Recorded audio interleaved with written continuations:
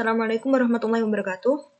Kami dari kelompok 11, yaitu saya sendiri, Iva Miftahur Rahma dengan NIM 20110107035 dan teman saya Mailina Fadila dengan NIM 2051010070009.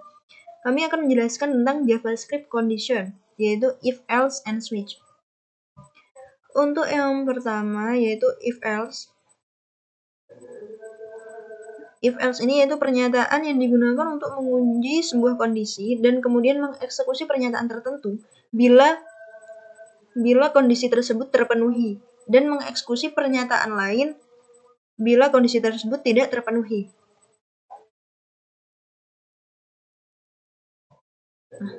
Untuk rumusnya yaitu if dalam kurung kondisi. Nah, apabila kita memiliki sebuah kondisi untuk kondisi yang pertama,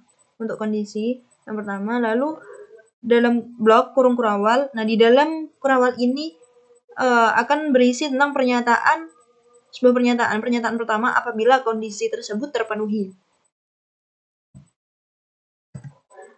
Lalu else, apabila pernyataan yang pertama ini tidak terpenuhi, maka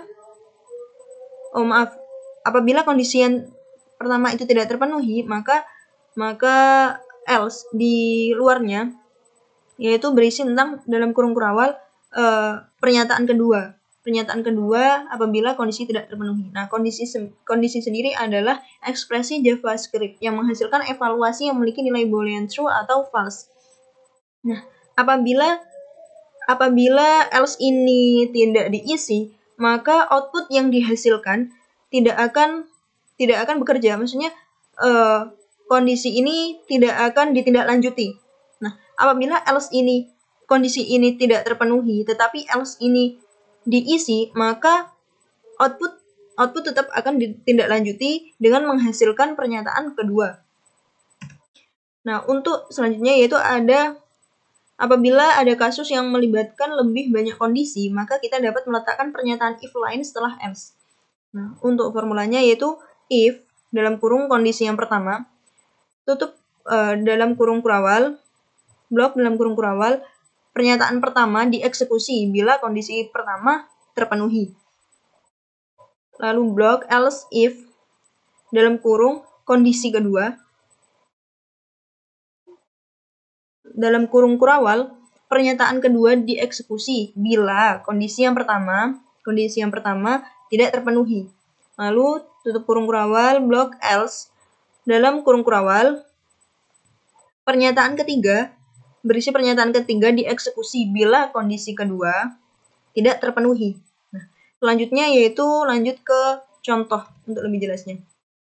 Di sini ada contoh program JavaScript, di mana di sini function tanya bilangan. Nah, dalam function tanya bilangan dalam kurung kurawal varbil sama dengan parse float document.from.bilangan add value. Nah, jadi variabel bilangan akan menghasilkan sesuai dokumen atau form kondisi nanti sesuai bilangan apakah benar atau tidak, sesuai variabel jenis sama dengan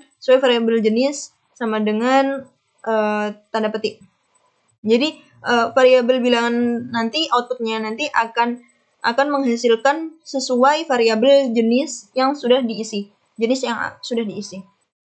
Nah, untuk kondisi yang pertama, di mana jika isnan bil dalam kurung bil, jika kondisi yang pertama ini maksudnya tidak pertanyaan atau kolom yang disediakan nanti tidak diisi bilangan, maka output yang dihasilkan yaitu seperti dalam kurung kurawal, pernyataannya itu alert, Anda belum memasukkan bilangan. Nah, jika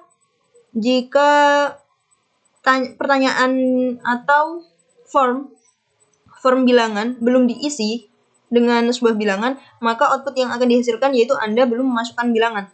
Seperti gambar di samping ini. Nah, ini kan ada sebuah kotak, tetapi di dalam kotak ini tidak memasukkan bilangan, maka output yang dihasilkan yaitu Anda belum memasukkan bilangan.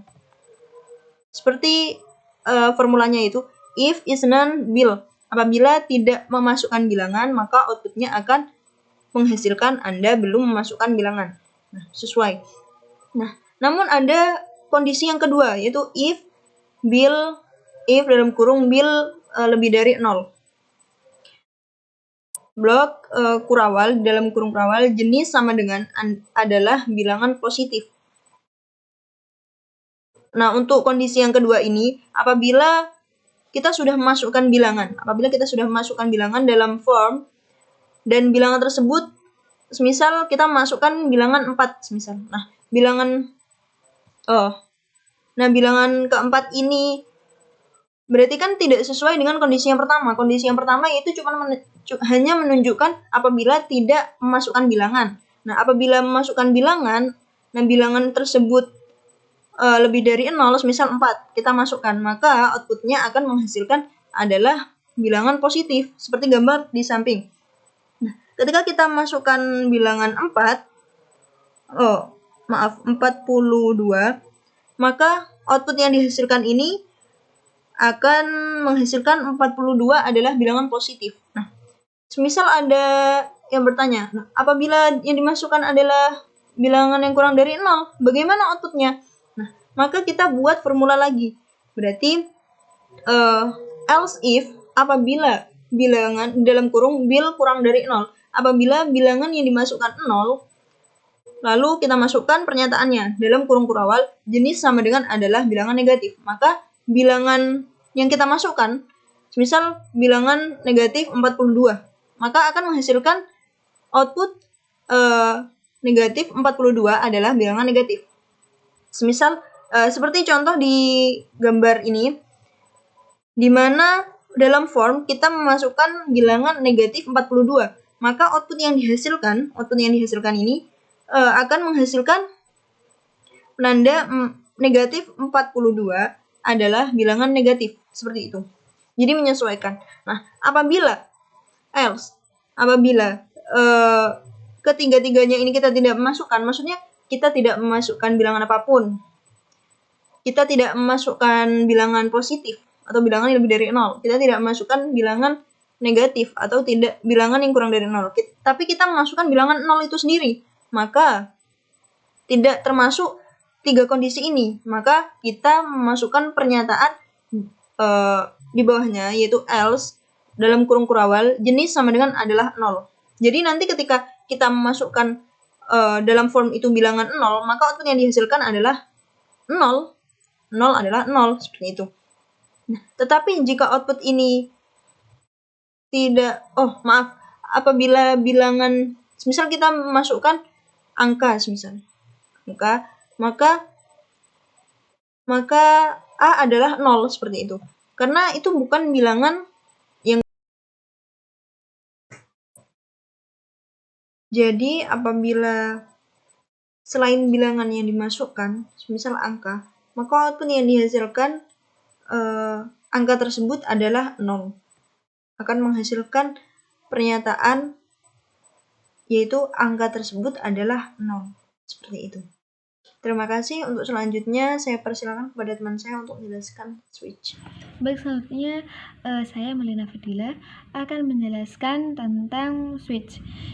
Switch ini merupakan percabangan yang juga selain if else. Nah, apa bedanya dengan if else? Kalau switch ini lebih singkat. Jadi switch ini gunanya untuk menyederhanakan if else.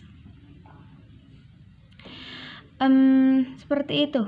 Nah, kalau codingnya itu ya bersama seperti if else, head, title, lalu percabangan, switch. Nah, kalian di percabangan ini ketik switch ya, jangan if else.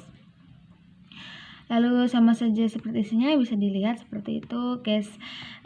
Di case 1 nama bulan pertama. Bulan ke-1 adalah sama dengan Januari. Nah, kalian ikut aja di situ seperti yang ya di situ. Lalu nanti penggunaan percabangan switch-nya itu. Nah, sebenarnya kalian pilih nih bulan pertama.